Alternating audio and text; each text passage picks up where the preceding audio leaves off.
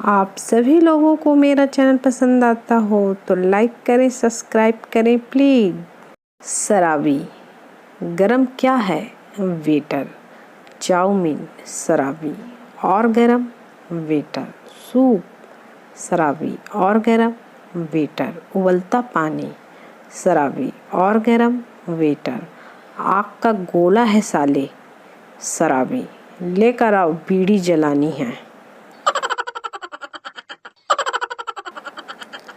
शादी की पहली ही सुबह घर में कोहराम मचा हुआ था।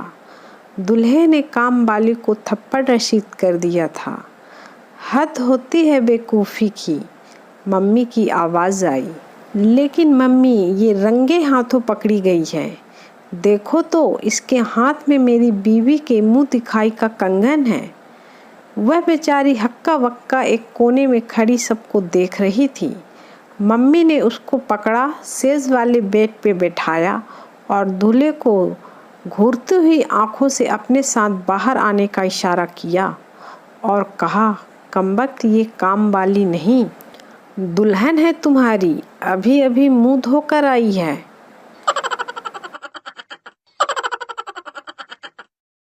रात में एक चोर घर में घुसा। कमरे का दरवाज़ा खुला तो बरामदे पर एक बूढ़ी औरत सो रही थी। खटपट से उसकी आंख खुल गई।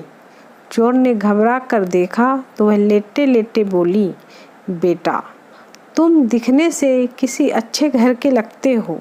लगता है किसी परेशानी से मजबूर होकर इस रास्ते पर लग गए हो।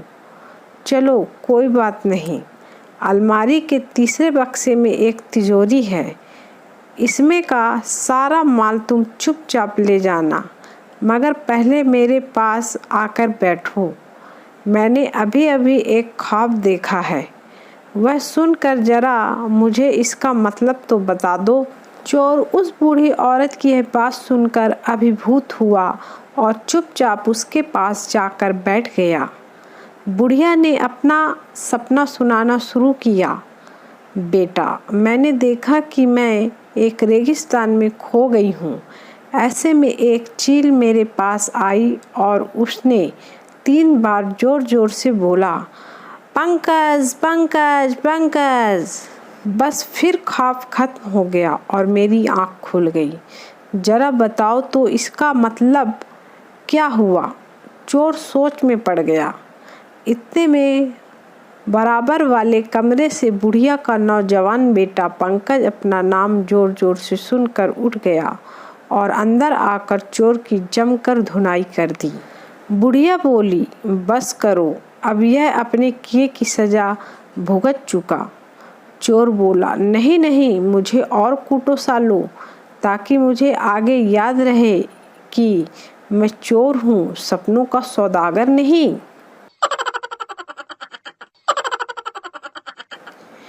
एक आदमी अपने पड़ोसी से 4 पाई लेने गया। आदमी, भाई साहब, आपके पास एक एक्स्ट्रा 4 पाई है क्या? वो क्या है ना कि हमारे यहाँ कुछ मेहमान आए हैं। पड़ोसी, हमारे पास केवल 2 4 पाई है। एक 4 पाई पर मैं और मेरे पापा सोते हैं और एक पर मेरी बीवी और मेरी माँ सोती है। आदमी, भाई साहब, नहीं देना तो मत दो, लेकिन ढंग से सोना तो सीख लो। पप्पू, हम 45 भाई बहन हैं। मुन्ना, क्या तुम्हारे घर जनसंख्या नियंत्रण वाले नहीं आए थे? पप्पू, आए तो थे, तब हम पढ़ रहे थे और वो कोचिंग क्लास समझकर चले गए। लड़का जिस लड़की को पसंद करता था उससे कहने लगा कि मुझे कोई ऐसा तोहफा दे दो जिसे मैं अपने पास संभाल कर रख सकूं। लड़की ने अपने जूते का तल्ला उतार के दे दिया।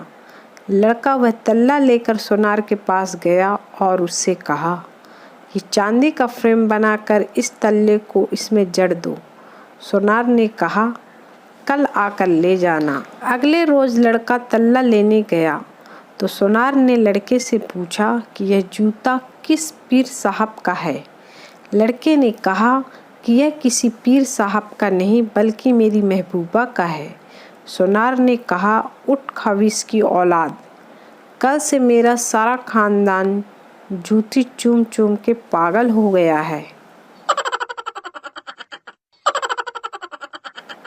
आप सभी लोगों को मेरा चैनल पसंद आता हो तो लाइक करें, सब्सक्राइब करें प्लीज। पति, डॉक्टर साहब मेरी बीबी के अपेंडिक्स में भयानक दर्द हो रहा है। डॉक्टर, बेवकूफ़, मैंने 1 साल पहले ही तुम्हारी बीबी के अपेंडिक्स का ऑपरेशन करके उसे निकाल दिया था। इस संसार में ऐसा एक भी इंसान नहीं है जिसकी 2 अपेंडिक्स हो। पति, ठीक है, आपकी बात एकदम सही है डॉक्टर साहब, लेकिन कुछ लोगों के पास दूसरी बीवी तो हो सकती है ना। डॉक्टर बेहोश हो गया।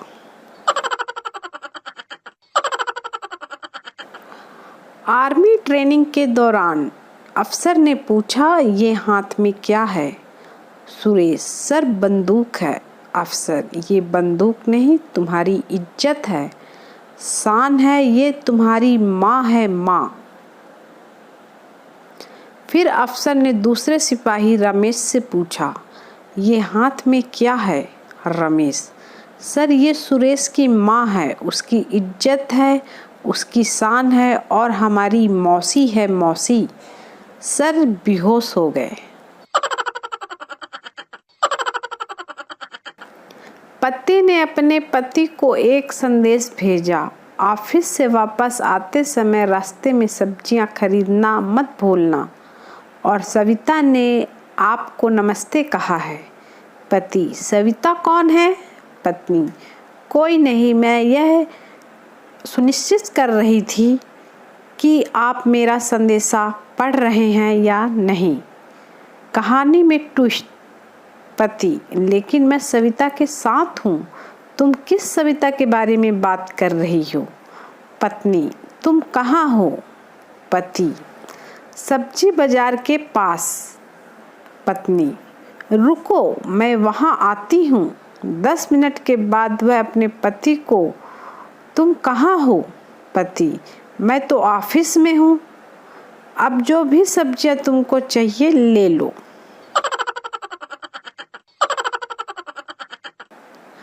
बॉस अपनी सेक्रेटरी से, तुम आज फिर आधे घंटे देर से आई हो, क्या तुम्हें मालूम नहीं कि यहाँ पर काम कितने बजे शुरू होता है? सेक्रेटरी बोली, मालूम नहीं सर, जब भी मैं यहाँ आती हूँ तो लोगों को काम करते हुए पाती हूँ।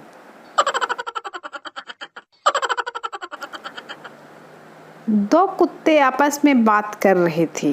पहला कुत्ता, आज मेरे मालिक ने रात 3 बजे एक चोर पकड़ा। दूसरा कुत्ता, तुम कहाँ थे? पहला कुत्ता, कुत्ता हूँ, कोई इंसान नहीं जो रात भर नेट चलाता रहूं, मैं तो आराम से सो रहा था।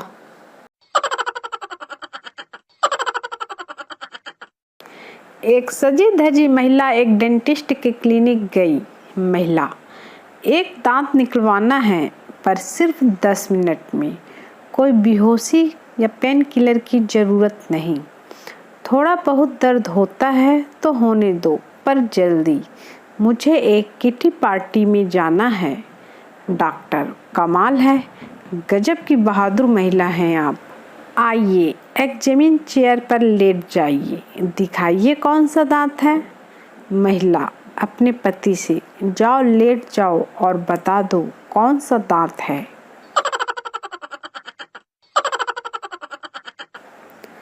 सेल्समैन, सर कॉकरोच के लिए पाउडर लेंगे क्या? पप्पू, नहीं, हम कॉकरोच को इतना लाड प्यार नहीं करते, आज पाउडर लगा देंगे तो कल डियो मांगेगा। सेल्समैन बेहोश हो गया।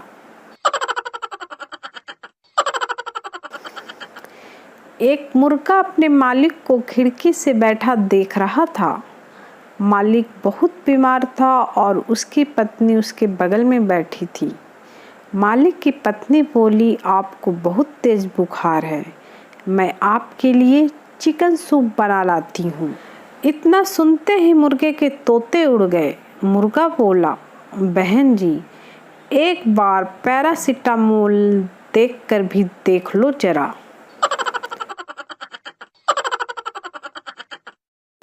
पप्पू शराब पीते पीते रोने लगा। बंटी, क्या हुआ, रो क्यों रहे हो? पप्पू, यार जिस लड़की को भूलने के लिए पी रहा था उसका नाम याद नहीं आ रहा है। आपने कभी सोचा है अस्पताल में ऑपरेशन से पहले मरीज को बेहोश क्यों किया जाता है? अगर बेहोश नहीं किया गया और मरीज ऑपरेशन करना सीख गया तो डॉक्टरों को कौन पूछेगा? बोलो तो लग जाएगी ना उनके धंधे की वाट। आप सभी लोगों को मेरा चैनल पसंद आता हो तो लाइक करें, सब्सक्राइब करें प्लीज़।